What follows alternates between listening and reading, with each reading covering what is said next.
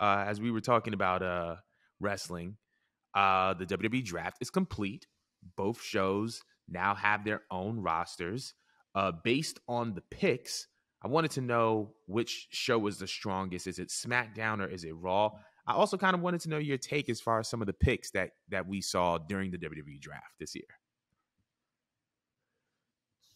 I see. I have to make a whole list, and I've not realized how many people are signed to the show because I feel like when I watch as a fan, I see like the same 15 faces. But when I sat there and wrote it out, I was like, wow, they have a jam-packed roster.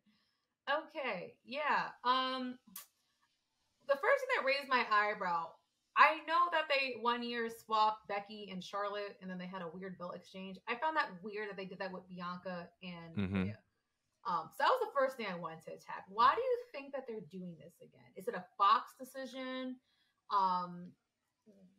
What is the purpose, and what do you think they're going to do in terms of switching the women? So I think they're going to do an awkward belt exchange. I think they are going to do the awkward belt exchange. Also, it was so funny because I saw on Twitter, because I want to know your point on this too. I saw on Twitter where they were talking about the draft, and they were like, well, Bianca on Raw has been getting a little stale. And I was like, you know what? I can see that. Bianca on Raw has been getting a little stale. Rhea on SmackDown has been getting a little stale. And I feel like that swap is going to happen as far as like the championship swap. So I think it benefits both parties. Rhea gets to work with a new set of talent as a champion.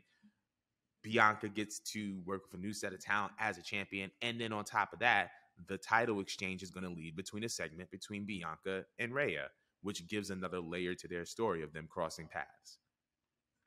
And so I think, what I mean? But what were we going to say? Sorry, go ahead. No, it's just that, okay, I don't know why, but in my head, when I look at like SmackDown, I look at Raw, I feel like the belts and the brands have their own personalities. And I don't know why, it just feels like you're kind of taking away the character that comes with each belt by just feeling like you could easily drop the champion to the other brand and pull out away. Because back then it used to be like a whole war with fans on what's better, SmackDown or Raw. That's kind of what made like Survivor Series more spicy to watch. So I just feel like it's a little bit odd because while I do completely agree that it is getting stale with the both of them, it just kind of feels a little bit like you are taking away just a little bit of the pizzazz or the character separation that comes with being someone that represents Raw versus SmackDown, where you just make it a simple belt exchange. I feel like there should be like something added in between if you're going to swap them. I just punched my mic. You're going to swap them. What do you think? I have an idea. What if they rebranded the WWE Women's Championships? What if they did a WWE Women's Championship and a WWE World Women's Championship? Or like a World Women's Championship and a WWE Women's Championship? That's what they need, actually, because I feel like the only difference is just the colors, and that's how they treat it. Oh, you're the red brand, the red brand, or the blue blood brand. I feel like that would be. I feel like that is what's needed for the women's championship, just because that's why I feel like fans were mad at first when we saw Charlotte and Becky do this. So again, I want to see how they're going to go about the belt exchange. Like, I feel like if they were paying attention to us and how upset we were about how awkward that belt exchange was, then I would hope that they would try to make it make sense and make the transition mean something. Of course, I expect Bianca and Rhea to go toe to toe eventually again, but I just feel like you need to do something here to not take away the importance of what each belt means in terms of representing the brand. So that was my only ick. And then I noticed we had a lot of call-ups. There was the NXT Women's Champion, Tag Team Champion, Alba Fire and Isla Dawn. I might be pronouncing it wrong, but they got called up. I found that to be very interesting because they weren't the only people to be called up, but Indy was, and Indy just got the belt. So what was the purpose of slapping the belt on her just to call her up? Like, I get it, but I don't get it. I may have an idea.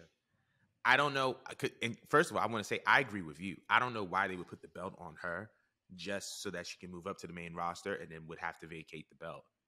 But on the other side of that, it kind of incentivizes NXT's championships, that the people who have the belt have the belt around the time of the draft get called up. It kind of makes the stakes higher, if you will.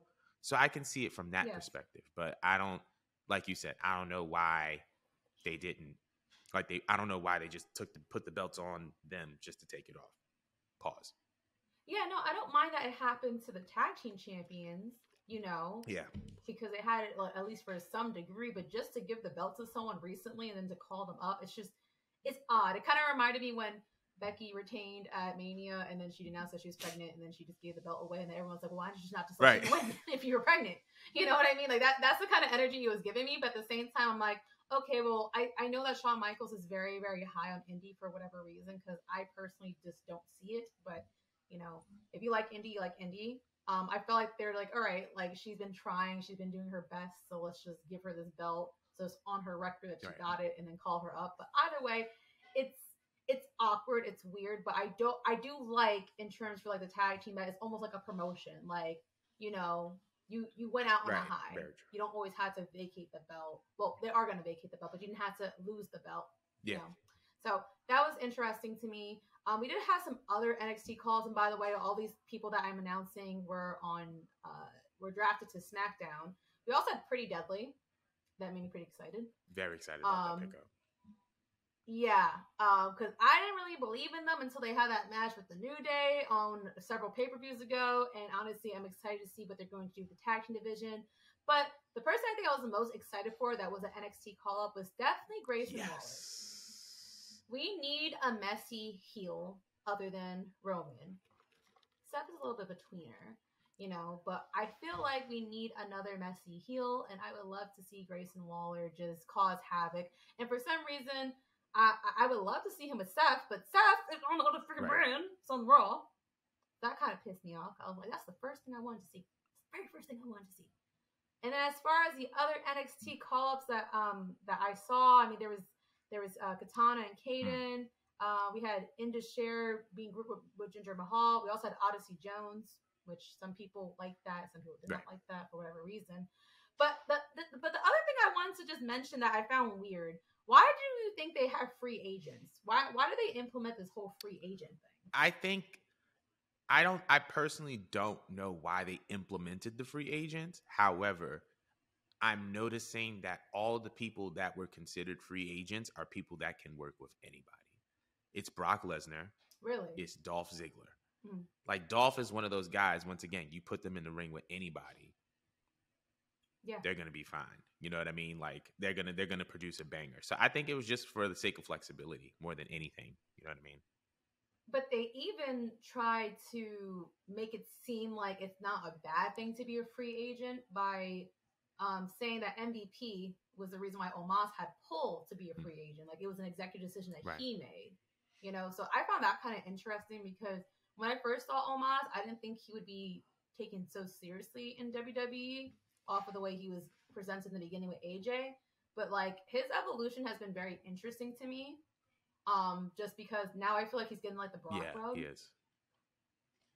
Like, literally, like, they're kind of converting MVP to the exact equivalent of Paul Heyman, which is a great thing, because I feel like down the line, maybe they would probably try to put, a manager and client against manager and client with Roman and Paul versus MVP and Omos, which I think is kind of interesting. And I'm kind of getting behind this. I like the representation that comes with it.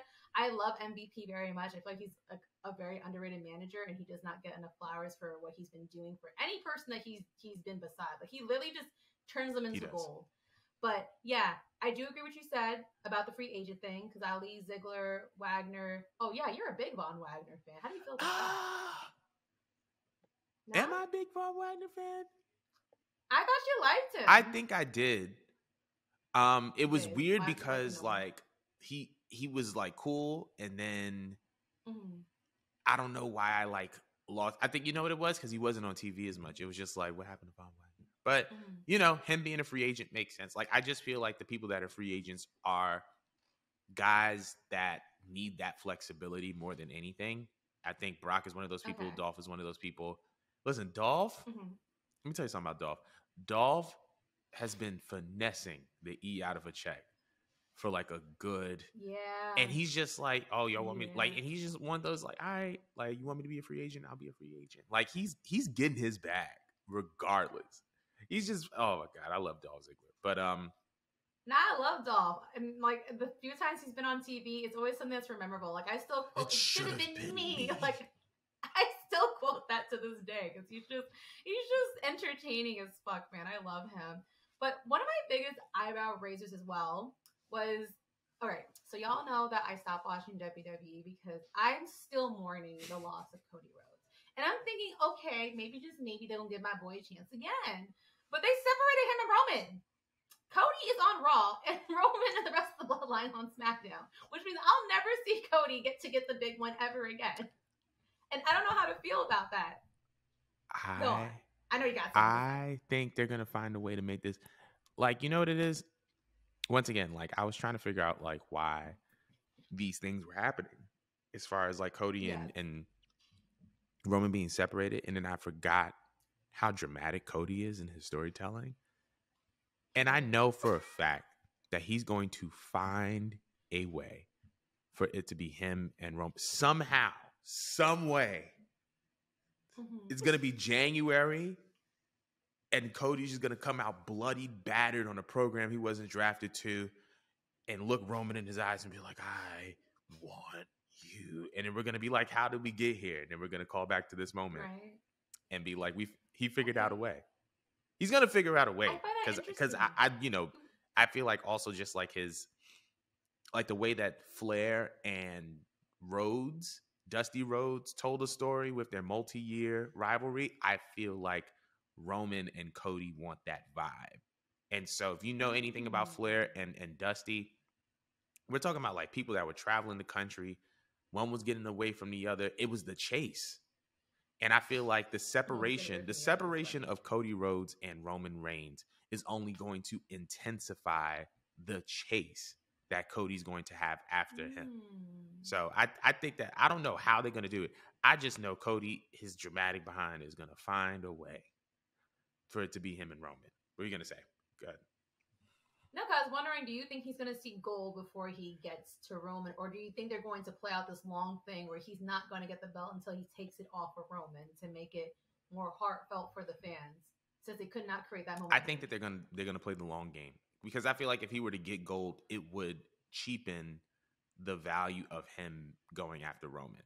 Like, I think his story, like I said, his story is beating Roman. His story used to be just getting the world title, right? That was the whole thing. It was like, he's going to be a world champion because, Dusty passed away before he was able to see him be the world champion, right? I feel like it used to just be the fact that it was the world champion. But because of the way that Mania ended, now the goal is, I want to beat Roman to be world champion. Because of how it ended. It was like, no. It's like, nah, I have to beat you. Because you were the one that took away my moment. You and the bloodline took away my moment. So now it's bigger than just the world title. I have to beat you for this. So that's my little. That's true. My little thing. Yeah. Well, out of the two brands that I think has, to me, the more enticing people that I want to see work, it's definitely SmackDown. Ooh. It didn't shock me though. Just in general, SmackDown literally has, you have the Bloodline, which obviously their money. You have Bianca, the Street Profits. You got the OC going. Again, you have the NXT call. A lot of NXT calls actually went to SmackDown. Of course, you got Ray with LWO. And yeah, I'm just excited to see Cameron Grimes, Pretty Deadly, and Grayson Waller. So I feel like out of the two, when I'm just looking off of that, I feel like SmackDown, to me, is still the more interesting show, but that still doesn't shock me. Did you think out of the two, one brand might be better than the other, or are there certain faces that you're excited to see be drafted? I think that the SmackDown roster is more stacked than the Raw roster. However, because of the people that are on Raw, it's going to give them a chance to expand even more. For example, I think that Cody being on Raw and Roman being on SmackDown is actually great, because now Cody is at the absolute top of the flagship show. And I think, once again, it's because of his loss to, it's because of his feud with Roman, but also his loss to Roman. Even regardless of who wins this world championship, Cody is still going to be the guy on Raw because of the story that he's involved in and the investment that the fans have had in him for the better part of a year and change. So I think that that's going to be great for him. I think that Rhea being on Raw is going to be great for her. But I do think that SmackDown has a stacked roster. It's very much giving the SmackDown that was when Paul Heyman was like creatively in charge. It had like your big dogs, it had like your captivating women, it had a bunch of young talent that you can kind of like utilize accordingly. So this is going to be good. This is going to be interesting, and I'm very much looking forward to it. Interesting. Right. Didn't know if you had anything else to add, but if not, let us know about how y'all feel about the WWE Draft or whatever. But we are moving on. So speaking